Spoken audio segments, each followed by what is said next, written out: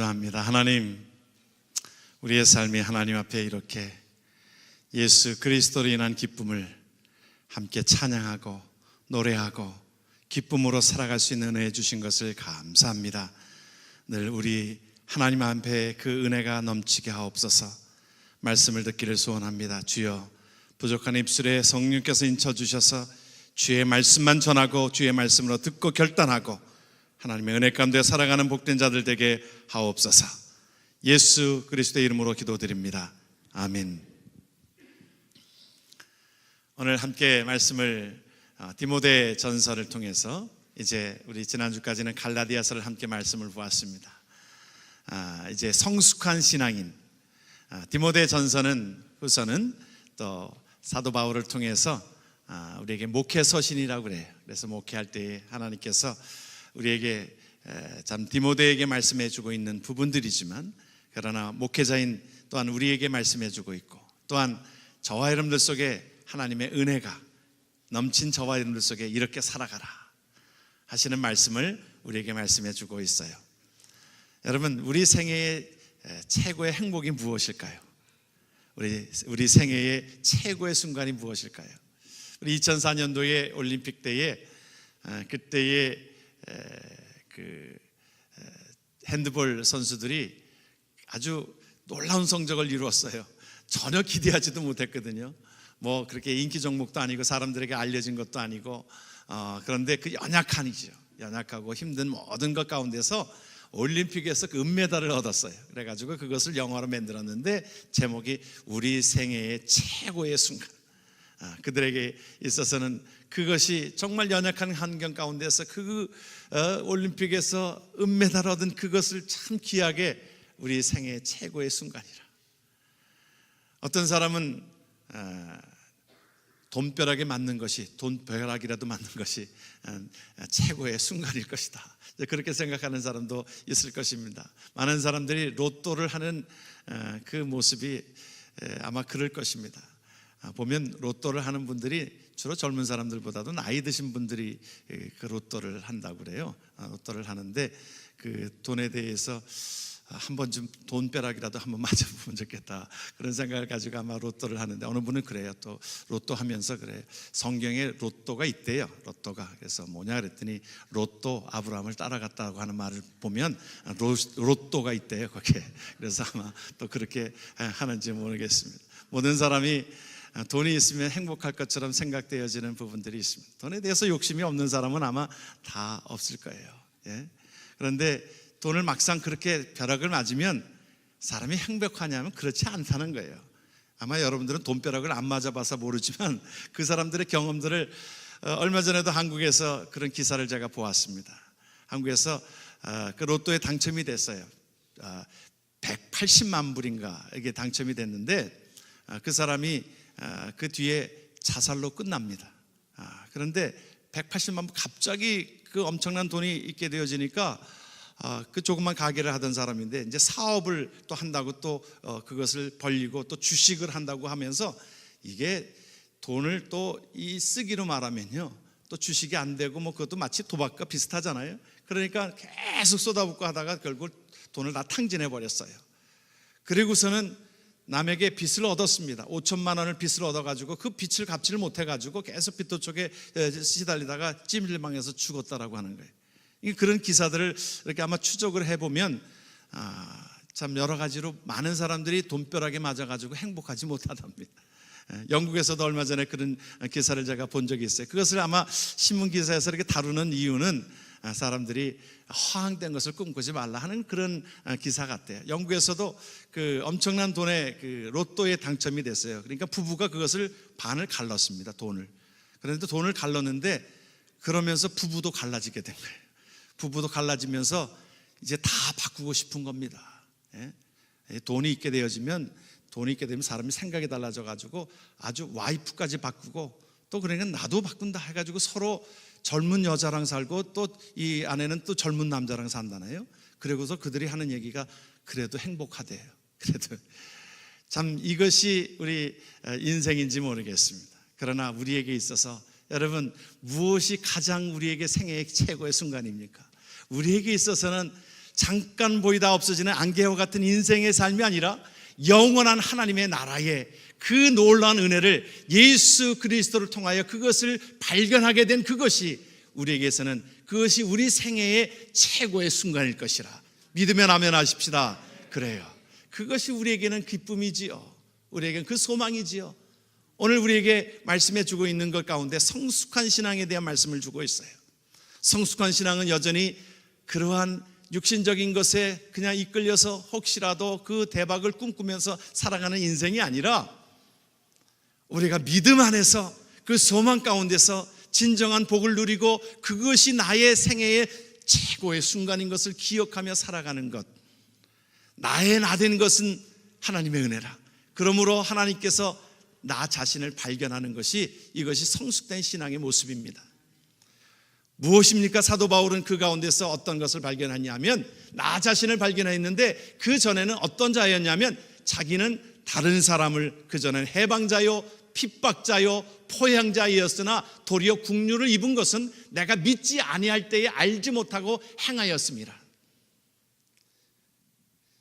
여러분 그 성경에 보게 되어지면 요한복음 4장에 수가성 우물가의 한 여인을 우리는 접하게 됩니다.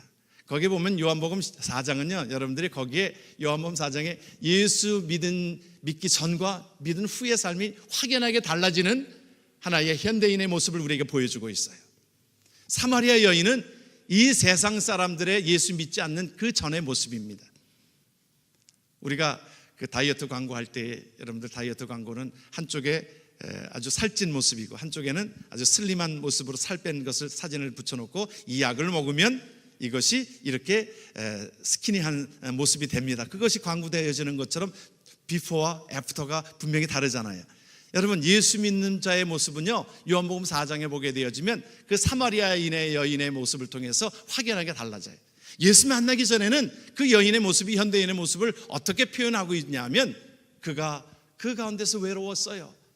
그 가운데서 자기가 고립되어져 있어요. 그래서 그가 사람들을 두려워합니다.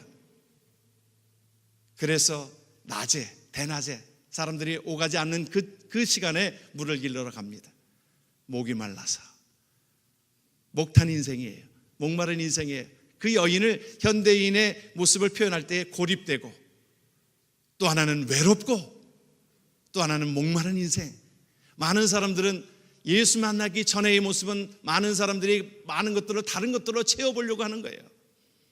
그래서 현대인의 사람들 속에 자꾸 채우려고 하는 그것이 발전되어진 것이 뭐냐면 우리가 현대에 전에도 말씀을 드렸듯이 우리 3S 시대라고 그러잖아요. 그래서 사람들에게 자꾸 갈증을 그것을 채워주려고 하는 것이 뭐냐면 스포츠예요.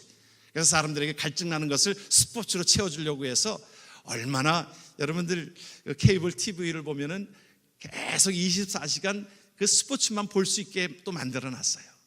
스포츠에 사람들이 빠집니다. 그래서 그 스포츠로 사람들의 갈증을 채우려고 해요. 또 하나는 뭐예요? 스크린, 영화 산업입니다. 얼마나 이 영화 산업이 점점점 발전되어 사람들이 그것을 갈망하고 있어요. 목마른 인생들이 그것을 채워보려고 합니다. 그것으로 채워질까? 또한 S는 또한 성적인 섹스라고 하는 것에 사람들이 현혹되어서 결국에는 그것을 채워봅니다. 이 사마리아 이 여인도 자기 남편을 5번이나 바꿔본 것입니다. 다 바꿔보았어요. 다 해봤어요. 그런데도 여전히 목마른 인생, 고립되고 외로운 인생 가운데 예수님이 찾아오셨습니다. 예수님이 찾아오셔서 그를 만나셨어요. 그의 부족된 부분들을 만나셨어요. 뭐라고 말씀하십니까? 이 물은 한번 먹으면 계속 목마르려니와 세상이 주는 물은 계속 목마르다 이 말이에요. 더욱더 자극적인 것을 원한다 이 말이에요. 그렇잖아요. 우리가 세상 것은 가지면 가질수록 자꾸 자극적인 것을 원하고 더 큰 것을 원하고 더 목말라 합니다. 그런데 내가 주는 물은 영원히 목마르지 아니하리라. 할렐루야. 이것을 하나님께서 믿느냐? 그 여인이 그것을 믿었어요. 메시아를 만났어요. 자기가 정말 내 안에 있는 모든 것들이 채워지게 되어지니까, 생수의 강이 넘치게 되어지니까, 샘물 대신 예수 그리스도를 만나게 되어지니까 고립된 인생이 아닙니다. 외로운 인생이 아닙니다. 목마른 인생이 아니라 밖을 향하여 나아갑니다. 나아가서 와보라, 여기에 메시아가 왔노라. 내가 정말 진정으로 찾던 메시아, 내가 그동안 목말라 하는 인생 가운데 모든 것들로 채워보았지만 아무것도 내 인생을 충족시켜주지 못했는데 예수님 한 분이 내 삶을 만들어 놓으라. 사도 바울의 인생에도 마찬가지예요. 여러분, 왜 그가 못된 짓을 한지 아십니까? 왜 예수 믿는 사람들을 핍박하고 그랬는지 아십니까? 심리적으로 보면요, 우리가 못된 짓을 하는 사람들의 심리적인 것을 보면 남을 괴롭히는 사람들이 있잖아요. 남을 상처 주는 사람이 있잖아요. 그 왜 그러냐면 자기 속이 그러기 때문에 그래요. 나타난 겁니다. 우리가 어떤 사람이 자꾸 나를 괴롭혀요, 그럼 그 사람 위해서 기도해 주세요. 저 사람 속이 얼마나 더 그렇게 그러면 나를 괴롭히나. 여러분, 우울증이 정신병의 한 시작인데, 우울증의 증상 중에 하나가 뭐냐면 흥미가 없다는 거예요. 재미가 없어요. 그러니까 뭐냐면 다른 사람들이 흥미있고 좋아하는 그것을 자꾸 해방 놓고 싶은 거예요. 그래서 집안에서 이 우울증 환자가 있으면 가족들이 힘들어요. 가족들이 막 좋아하고 희덕거리면 그 꼴을 못 봅니다. 왜 저렇게 그러는가? 그래서 자꾸 괴롭히는 거예요. 자기와 같아지려고. 자기 마음이 그러하니까. 사도 바울이 예수 만나기 전에 예수 믿는 사람들을 보니까 어땠냐면, 아니 저것들은 도대체가 뭐야? 나는 돈도 있고 명예도 있고 권력도 있고 다 있는데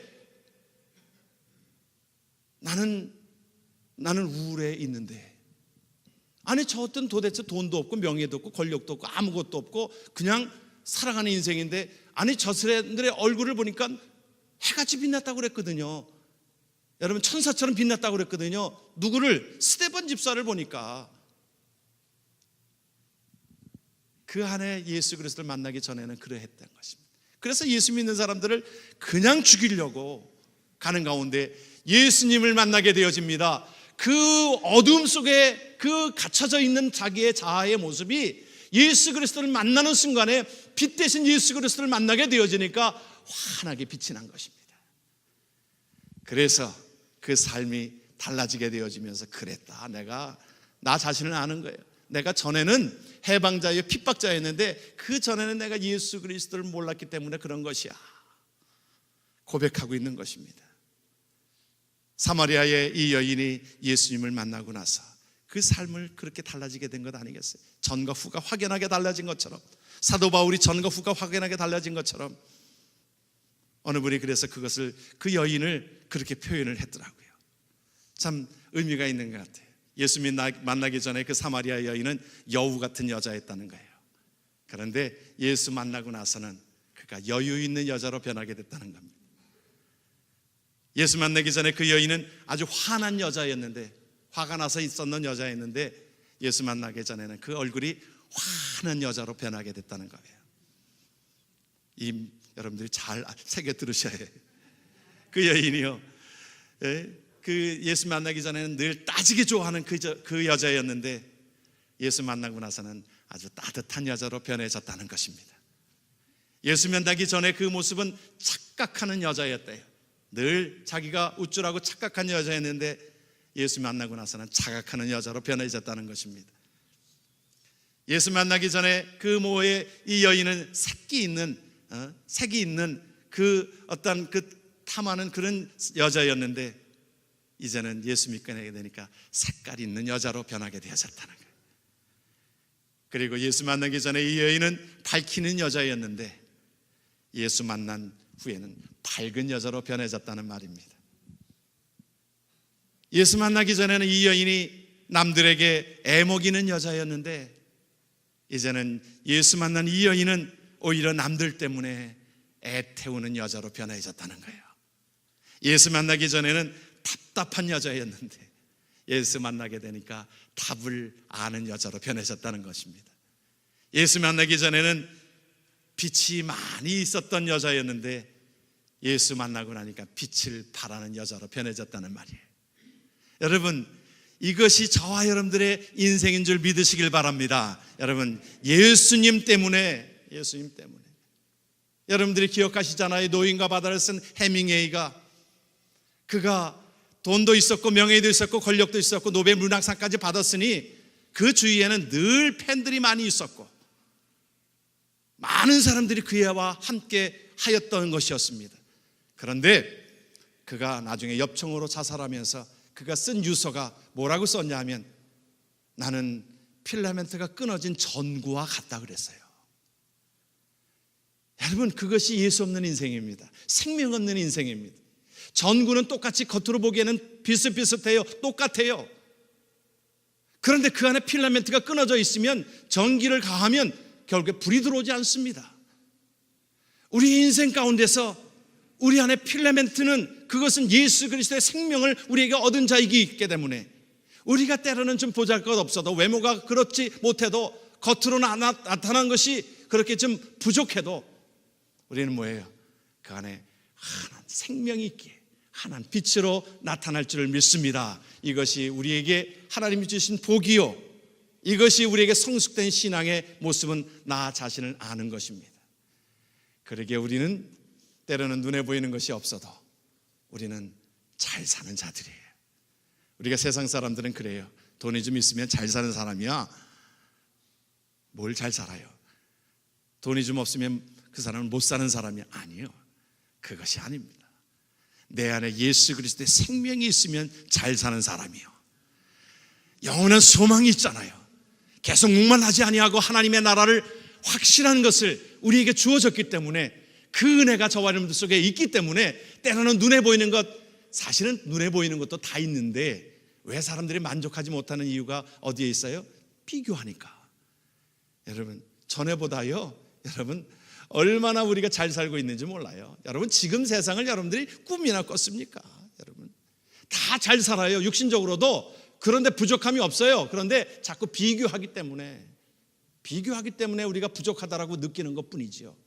그런데 그 삶은 그래요. 우리 육신은 계속 목마르다 그래요. 채워도 채울 길이 없어요. 끝은 뭐예요? 죽음입니다. 그런데 우리 안에 하나님 주신 그 은혜로 우리 안에 그것이 채워지니까, 사도 바울이 고백한 것처럼 내가 풍성함으로 살아간다. 나중에는 사도 바울이 다 그 모든 것들을 뒤로 하고 복음을 증거하는 복음 전도사로 쓰임 받으면서 텐트 메이커로, 텐트를 만드는 그런 일로 자비량으로 선교를 하면서 그는 늘 풍부하노라. 내 안에 무엇으로 인해서? 예수 그리스도로 인하여 그 풍부함을 느끼며 살아가는 것, 저와 여러분들의 삶이 되어지기를 주의 이름으로 축원합니다. 아멘. 오늘 우리에게 주시는 것은 또한 무엇입니까? 성숙한 신앙은 하나님의 은혜를 아는 것입니다. 하나님의 은혜라. 나의 나 된 것은 하나님의 은혜라. 오늘 우리에게 그 말씀을 우리에게 주고 있잖아요. 하나님께서 그 말씀으로 성숙한 신앙은 하나님의 은혜를 아는 것이라. 여러분, 된장찌개를 만들 때에 보면 그 된장의 뚝배기에다가 거기다가 뭐 여러 가지로 집어넣잖아요. 차가운 물에다가 된장을 풀고 거기다가 호박 같은 것도 좀 집어넣고요. 또 거기다 멸치도 좀 집어넣고요. 또 거기다가 또 두부도 좀 썰어 놓고요. 두부는 나중에 넣는 것이지만 거기다 파도 송송송송 썰어서 나중에 이렇게 집어넣잖아요. 그런데 그 자체로는 맛을 낼 수가 없습니다. 아무런 맛이 없어요. 먹을 수도 없습니다. 그런데 밑에서 불을 가하면, 이제 불을 가하면서, 외부적으로 불을 가하면서 그것이 된장찌개가 이제 되는 거예요. 굳은 냄새가 나어지고 맛있는 음식이 되어지는 것처럼 우리의 모든 것 가운데 하나님의 은혜가 있었어요. 우리에게 있어서는 예수 그리스도가 우리를 위하여 대신 돌아가신 하나님의 은혜가 있었어요. 그것이므로 하나님께서 우리의 모든 죄를 용서하신 것으로 인하여 우리는 죄인이었습니다. 그저 탕자였습니다. 탕자가 돌아온 것뿐인데 하나님께서는 기억하지 아니하시고 우리를 품으셨어요. 우리를 품으시고, 참 저는 그 누가복음의 탕자의 비유를 보면서 하나님이 그러셨어요. 저와 여러분들을 다 부족하고 다 못난 인생인데 아버지 앞에 나온 것 하나로, 여러분, 아버지는 그 묻지도 않으셨어. 너 아버지한테 돈 받아간 거 어디다 썼니? 묻지도 않으시더라고. 영수증 가져와라, 영수증 가져와라. 묻지도 않으시더라고요. 돌아온 것 때문에, 그것 때문에 아버지는 그 아들을 먼저 알아보고, 아버지가 먼저 달려가서, 아직 산 거가 뭔데 아버지가 아들이 아버지를 먼저 본 게 아니라 아버지가 아들을 먼저 본 거예요.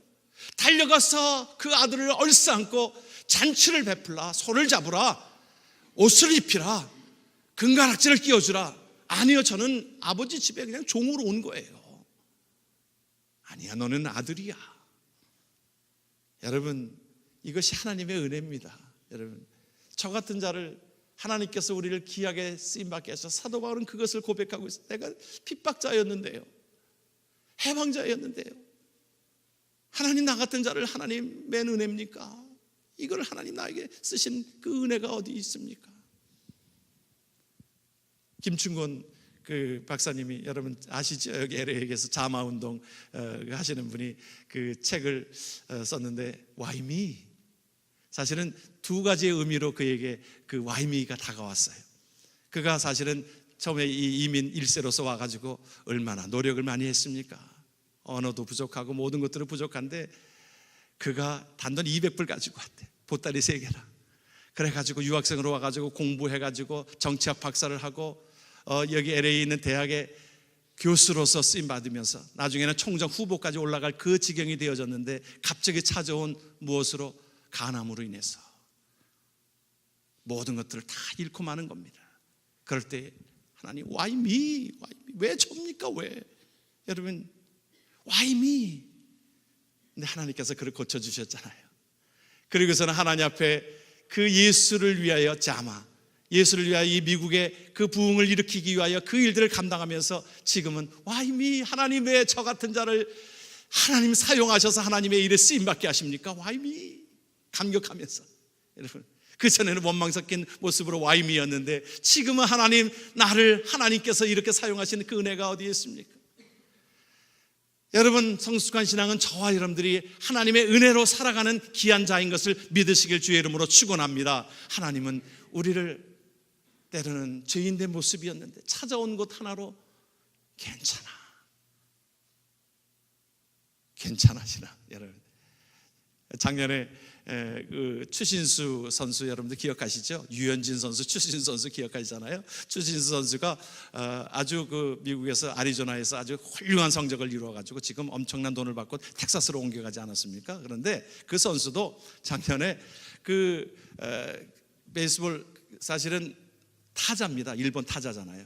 잘 때리기만 하면 되는데 수비도 잘해요. 그런데 어이없는 실수를 했어요. 중견수로서 이제 일을 하다가 이 평범한 플라이볼인데 공을 떨쳤어요. 그러니까 그것으로 인해 가지고 팀이 좀 어렵게 되지 않았어요.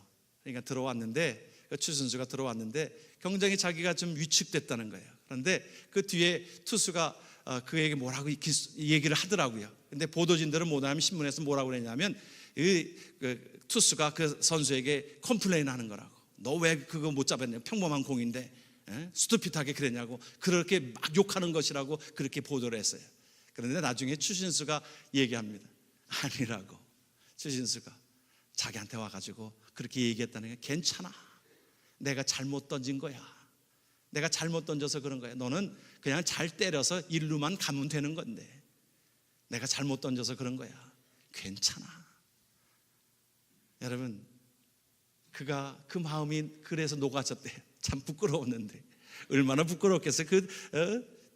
그 프로가, 엄청난 돈을 받는 그 프로가 평범한 공을 떨어뜨렸어요. 여러분, 하나님은요 우리에게 그러한 은혜를 우리에게 주십니다. 괜찮아, 네가 해방자요 포학자요 핍박자였지만 이제 돌아오지 않았어. 하나님께서는 우리에게 그러한 은혜를 주십니다. 우리에게 성경은 우리에게 말씀해 주고 있는 것은 1만 달란트 빚진 것을 용서해 주셨다고 그랬어요. 그런데 우리는 다른 사람에게 100데나리온 빚진 자를, 그것을 향해서 목을 조르고 돈을 달라고 얘기하는 것이 우리들의 모습입니다. 우리가 하나님의 은혜를 기억하면 용서 못할 죄인이 어디 있겠어요? 하나님께서는 우리를 용서하시고, 하나님께서는 복되게 하시고, 하나님의 은혜로 그래 내게 온 것 그것 하나로 하나님은 품으시고 얼싸안고 춤을 추시면서 잔치를 베풀고 하시는 것이 바로 우리가 예배가 그것입니다. 여러분, 예배는 여러분 하나님의 잔치에 참여하는 거예요. 예배는 여러분들이 예배에 그래서 마음껏 찬양할 때 여러분 마음껏 주님을 높이세요. 하나님, 예배는 그 잔치 자리입니다. 잔치 자리예요. 하나님 앞에 기쁨으로 나아가는 잔치예요. 우리 한국 사람에게 있어서는 좀 잔치가 조금, 이 예배는 좀 엄숙하게 지내져야 된다고 생각해서 너무 거룩해요. 그래서 이 너무 거룩하다 보니까 우리 한국 사람들은 이 유교적인 사고방식이 있어서 그런지 모르겠어요. 찬양할 때도 지금은 좀 많이 달라졌어요. 박수를 치는 것도 그거 어떻게 양반이 그렇게 뭐 경거망동하게 박수를 치나, 우리 그랬습니다. 그렇죠? 예배는 좀 거룩하게 드려야, 조용히 이렇게 좀 드려야 되지, 그건 뭐 이렇게 손을 들고 야단스럽게 뭐 그러냐. 양반들은 옛날에는 그 배가 고파도 냉수 먹고도 이빨 쑤셨다고 그러잖아요. 예? 그게 우리의 모습인 것입니다. 그래서 자꾸 이걸 숨기려고 그래요. 우리 안에 있는 것 나타나세요. 하나님 앞에 잔치입니다. 찬양은 하나님 앞에 그 기쁨으로 돌리는 거예요. 우리의 모든 것들은 하나님 앞에 기쁨으로 구원의 감격을 드리는 것입니다. 하나님의 은혜를 안다는 것은 이런 의미를 가지고 있습니다. 저와 여러분들이 하나님의 은혜 가운데, 아버지 하나님 감사합니다. 그 은혜의 감격, 이것이 큰, 우리에게 생애의 큰 축복 아닙니까? 하나님이 모든 것들을 기억하지 아니하시고 잃어버리시고 우리에게 그 모든 것들을 다가오게 하셔서 그 은혜를, 우리에게 주신 은혜를 기억하며 하나님 앞에 담대함으로 나아가는 복된 자 되기를 주의 이름으로 축원합니다. 아멘. 성숙한 신앙은 무엇입니까?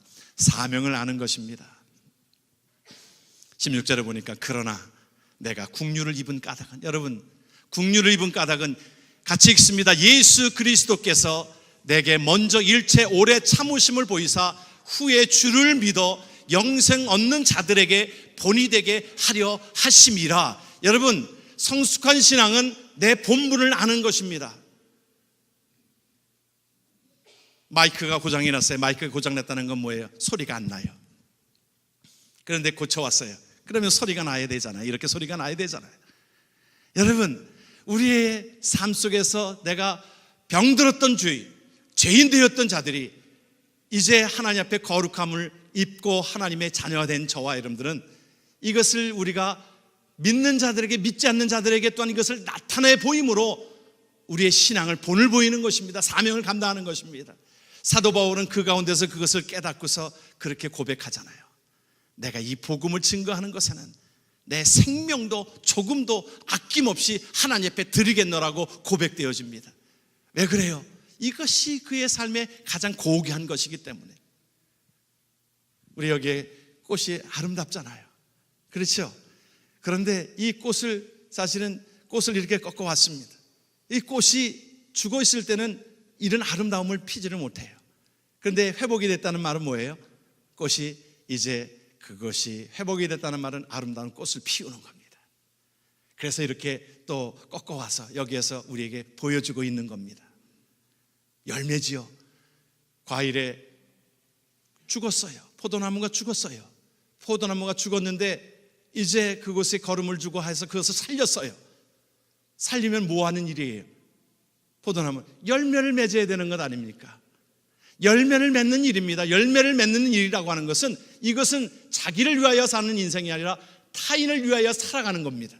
열매를 다른 사람들에게 주는 겁니다. 꽃이 우리에게 이런 기쁨을 주는 것처럼 열매는 다른 사람들에게 먹게 하여 줌으로 그 사명을 감당하는 것처럼 우리의 인생이 그전에는 나를 위하여 계속 목마른 인생으로 살아온 것입니다. 야곱이 그랬어요. 야곱이 20년 동안 라반의 집에서 한 일이 아내를 4명이나 얻고 거기에 12아들을 얻고 또 많은 재물을 얻게 되어졌어요. 20년 동안 고생해서 결국에는 무엇을 위해서 그렇게 한 것입니까? 자기 욕망을 채우기 위해서 그런 것입니다. 돌아왔어요. 돌아올 때에 그곳에서 하나님 앞에 단을 쌓고 기도할 때에 주님을 만나요. 그리고 천사와 씨름해서 이겨요. 내가 졌다. 그 말은 뭐 천사가 힘이 없어서가 아니라 그래, 그 정도 됐다. 그럴 때 그에게 이름이 무엇이라고 주어집니까? 이스라엘이라고 하는 이름이 주어집니다. 야곱은 속이는 자의 이름이었어요. 그러나 민족의 조상되은 이스라엘이라고 하는 이름이 주어지게 되어지는 것은 이제 너를 위하여 사는 인생이 아니라, 너를 위하여 사는 인생은 계속 목마른 인생이지만 하나님 앞에 이제 그 큰 일들을 감당해라.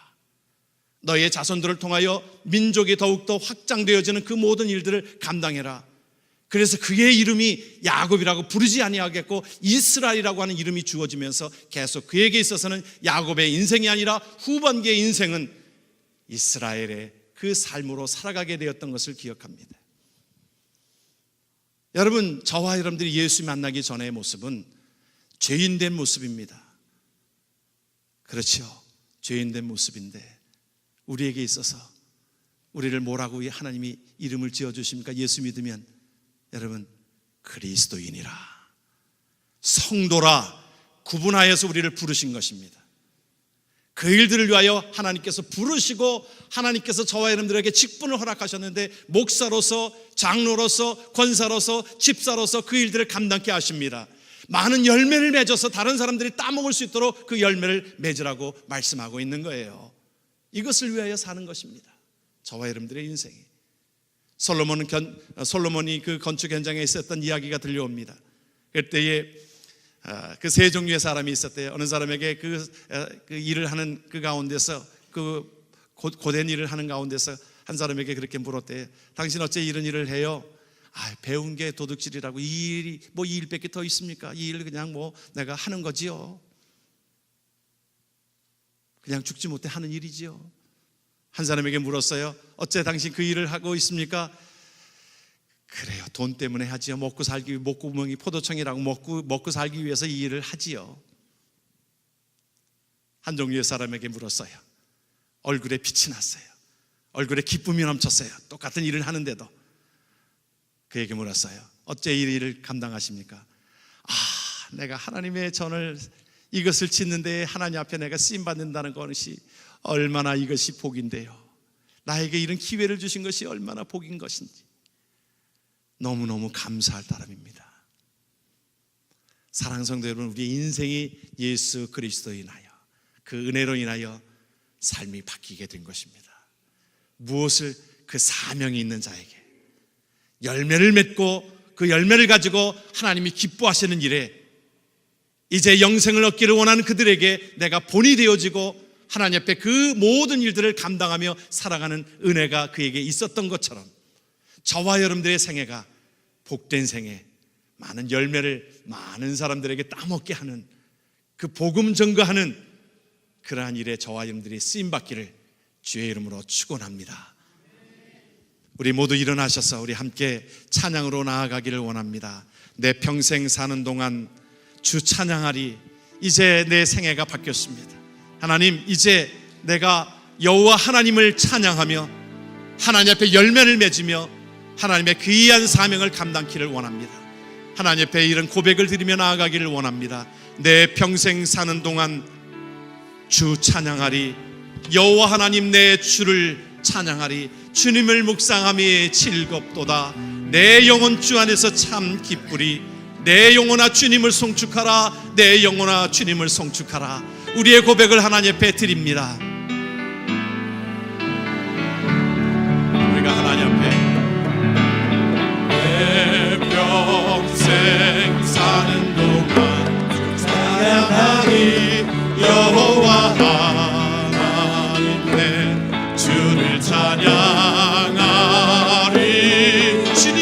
주님을 묵상함이 즐겁도다.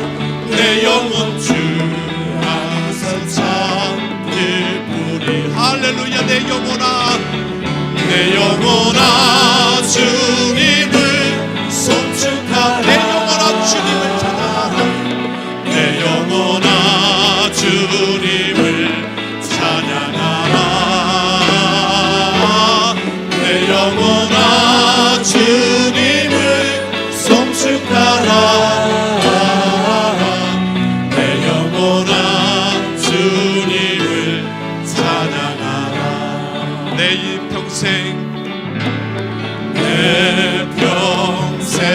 사는 동안 찬양하리. 여호와 하나님 내 주를 찬양하리. 주님을 묵상함이 즐겁도다. 내 영혼 주 안에서 참 기쁘리. 할렐루야. 내 영혼아 주님을 송축하라. 내 영혼아 주님을 찬양하라. 내 영혼아 주님을 송축하라. 내 영혼아 주님을 찬양하라.